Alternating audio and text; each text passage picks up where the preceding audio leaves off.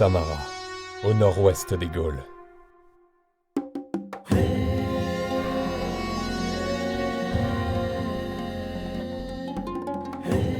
Ce fleuve paisible s'écoule en un pays de marais foisonnant de vie. Où les terres fertiles et les forêts généreuses nourrissent des hommes fiers.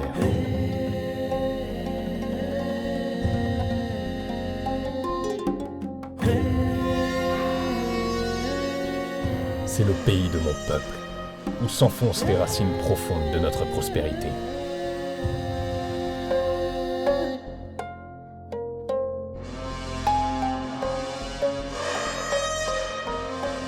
Nous sommes les Ambiani, ceux qui vivent de part et d'autre du fleuve.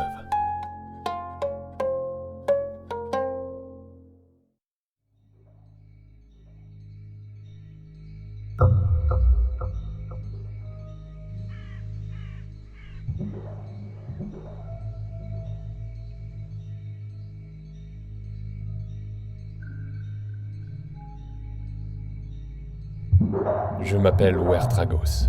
Ceci est mon histoire.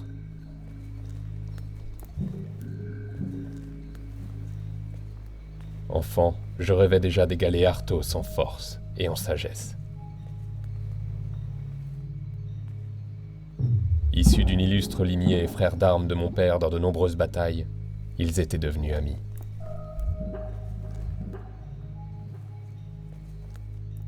Mon père en avait fait son embacte, son garde du corps, dont le devoir était de le protéger jusque dans la mort.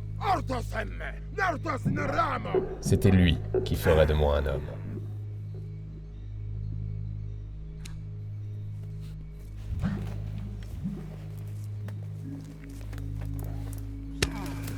Il avait aussi la charge de veiller sur moi et de m'éduquer à l'art de la guerre, pour faire de moi un véritable aristocrate en bien.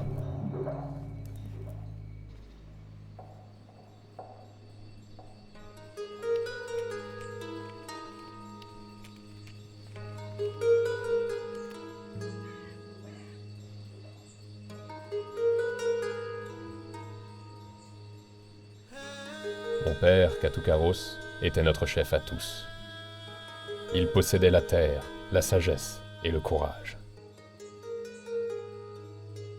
On venait de loin pour lui rendre hommage, car notre pays était riche et prospérait sous sa tutelle et sa bienveillance. Il m'emmenait souvent avec lui lorsqu'il allait prier les dieux. J'apprenais à les nommer, à les honorer et à en respecter la volonté.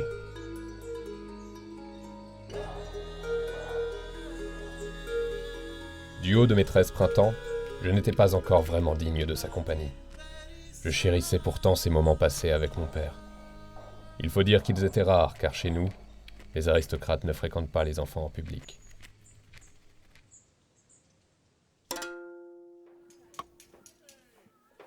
Chaque matin, c'était le même rituel. Je vadrouillais parmi les miens en essayant, tant bien que mal, de tuer le temps qui me séparait du jour où j'aurais des responsabilités.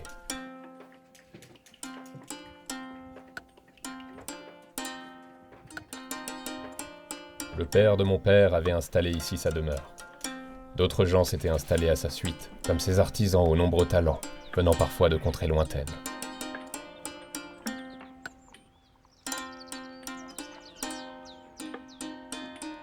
J'admirais leurs gestes précis et la qualité de leur travail, étant tout à fait incapable d'en faire de même. Après tout, là n'était pas mon destin. Les viandes salées et les étoffes de laine et de lin sont autant de trésors précieux que nous envient les peuples du Sud, nous assurant une certaine prospérité.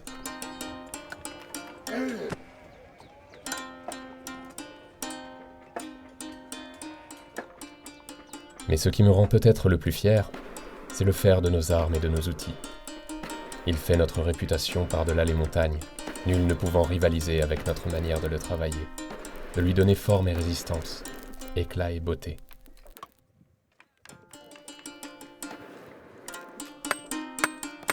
J'aime cette vie rythmée par le son du marteau sur l'enclume, semblable au chant brave d'un cœur vaillant. Le plus important est sans doute la récolte du grain et sa transformation. L'une et l'autre cadencent les journées de nos gens. Chaque jour, ils tirent ainsi de la terre le fruit de leur labeur, soutenus par les faveurs du soleil et de la pluie. Dans mon entourage, on me répétait sans cesse que mon rang était fort enviable. Mais je ne l'entendais pas de cette oreille. Pour moi, il était normal d'être privilégié et de passer devant les autres. Ma tribu est autonome et fière, comme toutes celles qui peuplent les Gaules. Même si les grands peuples se reconnaissent dans leur vaillance et leur fait d'armes, la guerre n'est pas toujours l'ordinaire de nos vies. Nos peuples sont liés depuis longtemps. Nous partageons les mêmes valeurs spirituelles et morales, transmises de génération en génération par nos chefs et nos sages.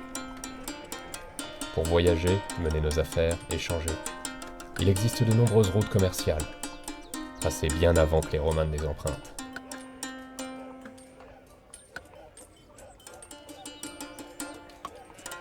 Malgré tous ces liens spirituels et matériels centenaires, il arrive que des querelles entre nos peuples éclatent. Il faut reconnaître qu'elles sont presque quotidiennes.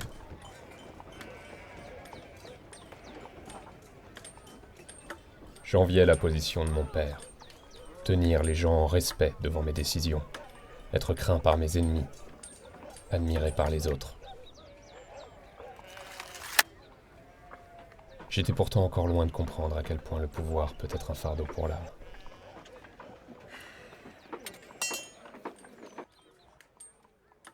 Je m'imaginais souvent conduire les miens à la guerre, chevauchant dans les glorieuses traces de mon père.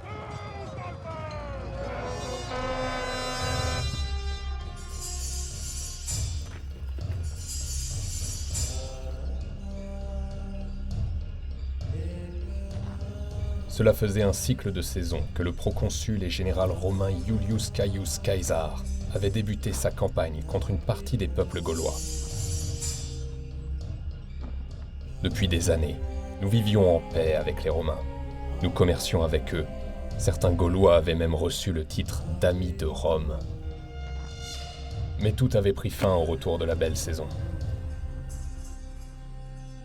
Les légions romaines avaient traversé le pays des Rèmes, nos voisins du sud, qui s'étaient liés aux Romains en rompant les liens avec leurs maîtres, les Suéciens.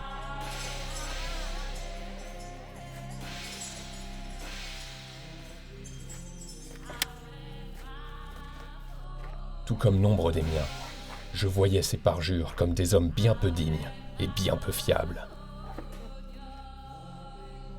Leur connivence avec Rome et le manquement à leur serment nous paraissaient comme un affront fait à Taranis, dieu du ciel et de l'orage, protecteur de nos terres.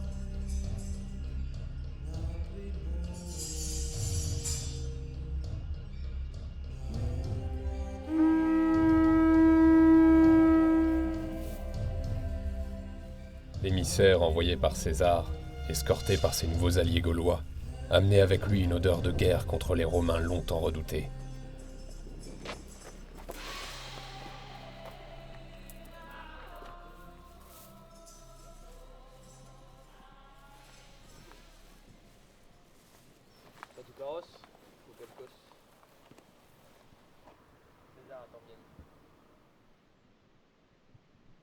La modération et le sang-froid de mon père m'apparaissaient comme une faiblesse.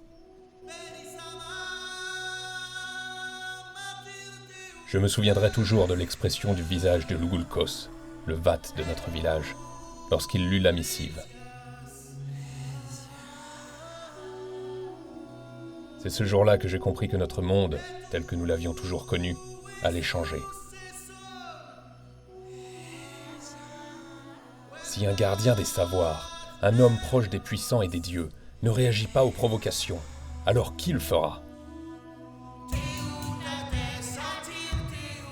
À ce moment, tout mon être s'insurgeait contre l'inaction de ces hommes que j'admirais pourtant. Et si cela n'avait tenu qu'à moi, ce jour aurait été un jour sanglant. Je leur aurais coupé la tête pour laver l'affront fait à Théotatès, le dieu protecteur de la tribu. Et je n'étais encore qu'un enfant, brave mais bien loin d'être sage.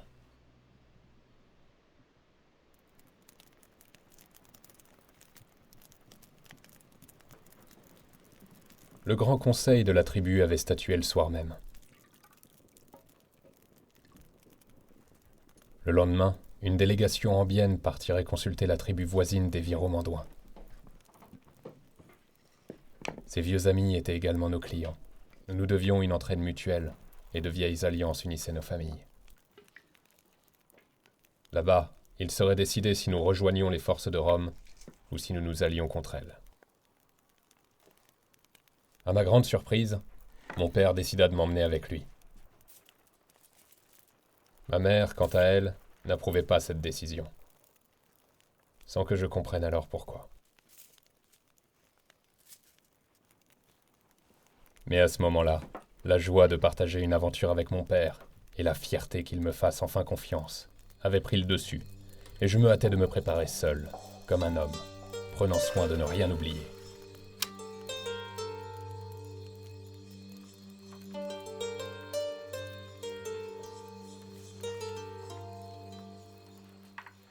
Je l'ignorais encore, mais cette mission scellerait ma destinée, à tout jamais.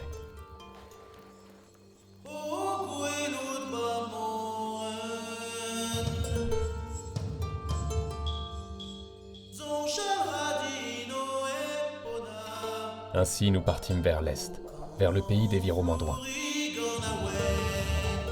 L'aventure, enfin!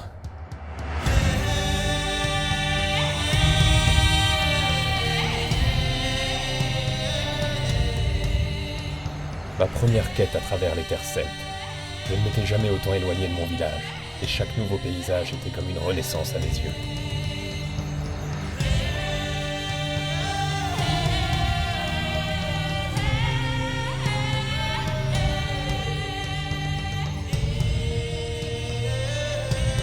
Je me sens chez moi parmi ces paysages défrichés et bien structurés. Cette mosaïque de champs et de prairies à perte de vue. Des fermes éparpillées y côtoient des forêts prospères, souvent anciennes. Ces bois nous permettent de nous loger, de nous chauffer, et nous procurent le feu de notre métallurgie de pointe.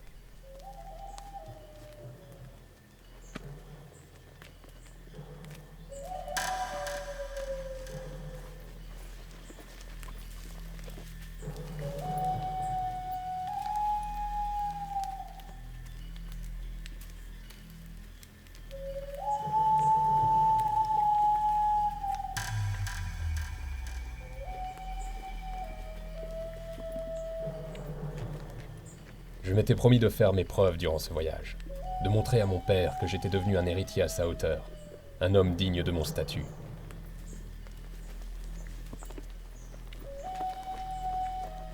Mais je n'étais pas encore vraiment digne de sa compagnie.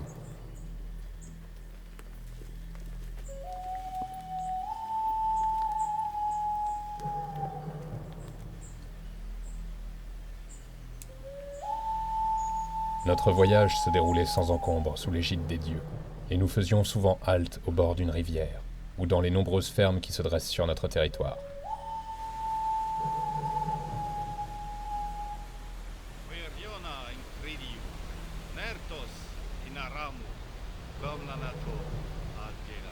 J'aime bien le Goulkos.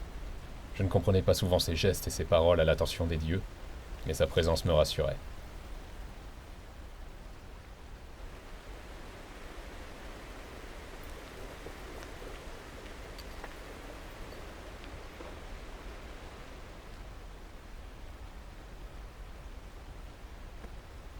Ce vieux guerrier d'Arthos mettait plus d'ardeur dans mon entraînement depuis que nous avions entamé notre périple. Et je faisais de même. Je ne ressentais ni douleur, ni fatigue.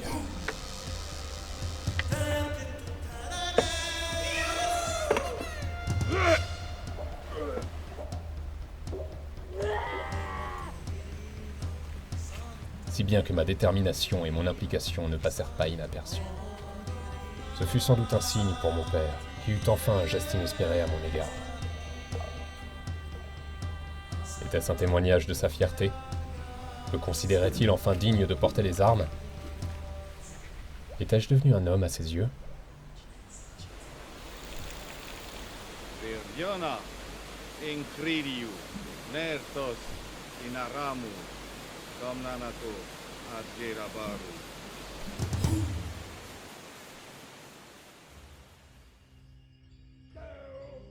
Nous arrivâmes chez les Viromanduins, accueillis par le cri des guerriers s'entraînant au combat.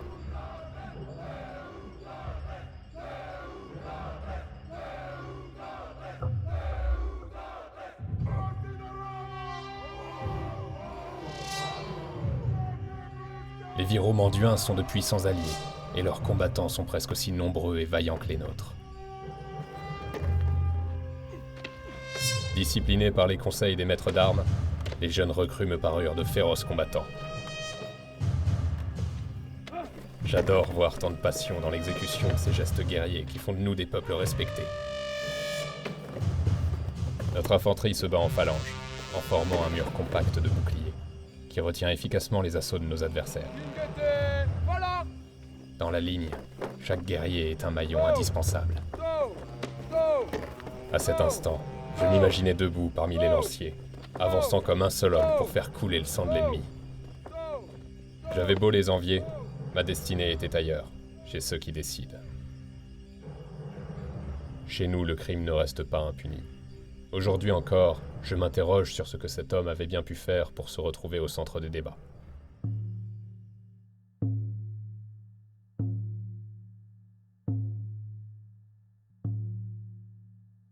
Sans justice, il ne peut pas y avoir de civilisation.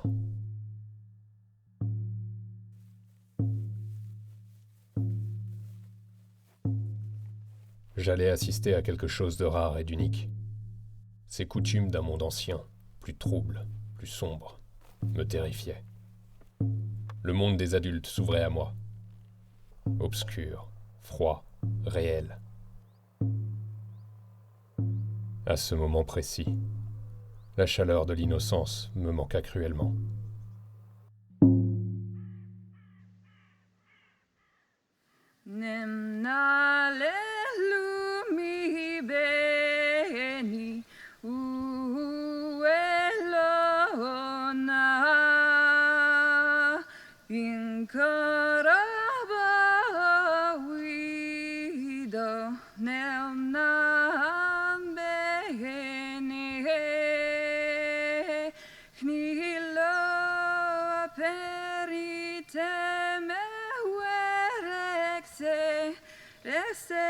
Ici, teme were set ici, suere hienia tu o cubrino per me bisi heleteta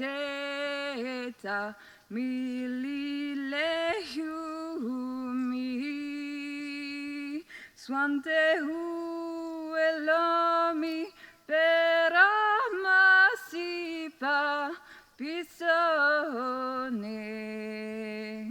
Ramase pa pisone Recumisi beria su sere suea cruio sera chisa makere ui worono we kere ui rolono we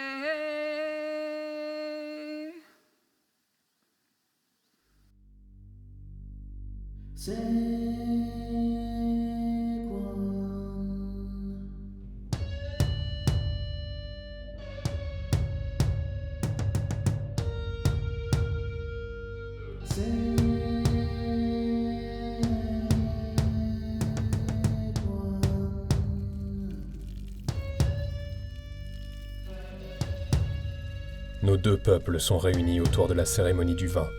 La grande décision devait être prise.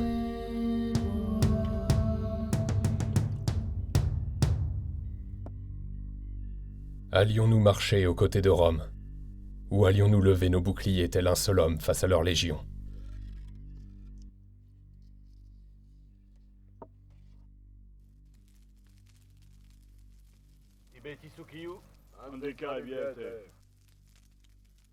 Tout ce protocole m'ennuyait profondément, mais je trouvais du réconfort dans les animations de notre hôte. Aramos, un des embactes de mon père, avait proposé une lutte à Sacrapos, maître d'armes de nos amis Viromanduins.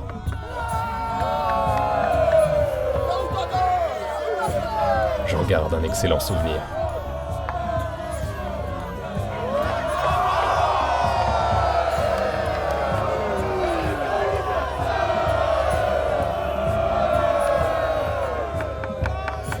Les cœurs étaient légers, et le vin de Massilia coulait à flot. Et je dois bien reconnaître que les regards des jeunes filles ne me laissaient plus aussi indifférent qu'avant.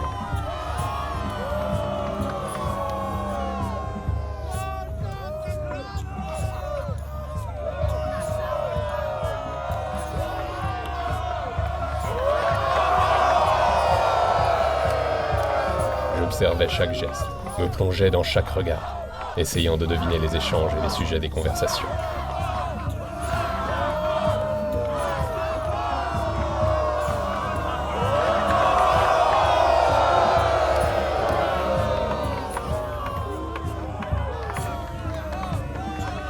Nos chefs sont d'accord. J'espère qu'ils ont pris la bonne décision.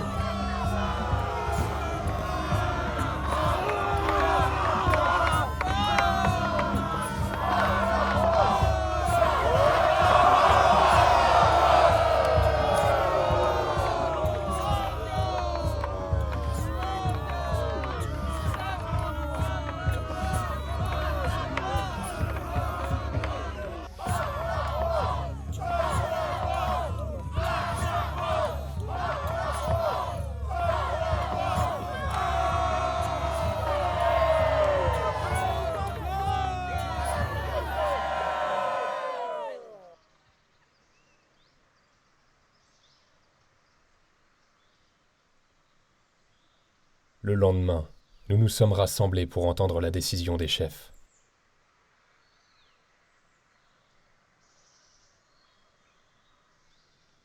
À l'annonce de mon père, j'ai senti mon cœur battre si fort dans ma poitrine que j'en tremblais.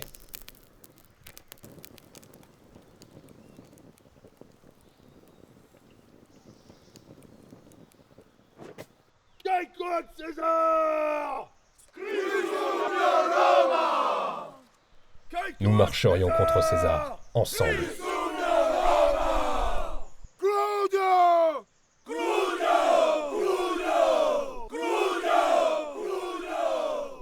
Alors que l'euphorie faisait place au silence, je sentis les regards se poser sur moi, chacun me glaçant le sang plus que le précédent.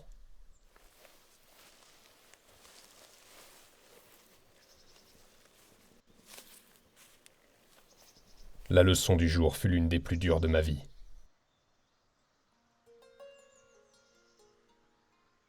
Pour grandir, il faut souffrir, me murmura mon père à l'oreille. Le pacte entre les deux chefs sera scellé par le sang chaud et noble qui coule dans les veines de leurs enfants. Mon père m'échangea avec la fille du chef viromanduin, Giama. Pour la première fois de ma vie, je comprenais enfin mon rôle dans ce monde. J'étais à la place qui est la mienne, celle d'un aristocrate. Un aristocrate comme mon père, dont la parole est scellée par le sang. Mon sang. J'étais tiraillé entre l'abandon et la trahison. Mais en vérité, c'est la liberté qui s'empara de moi ce jour-là. La liberté de devenir autre chose que ce que mon père attendait de moi. La liberté de guider mon peuple à ma manière. La liberté d'être enfin moi-même.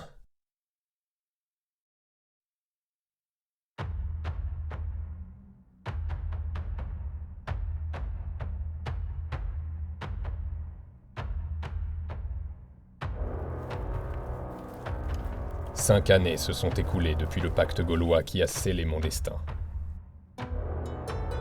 La guerre ne nous a pas épargnés, et les pactes jadis conclus par le sang sont restés honorés. À la mort de mon père, je suis revenu parmi les miens, et me voilà chevauchant à leur côté sur la terre de mes ancêtres.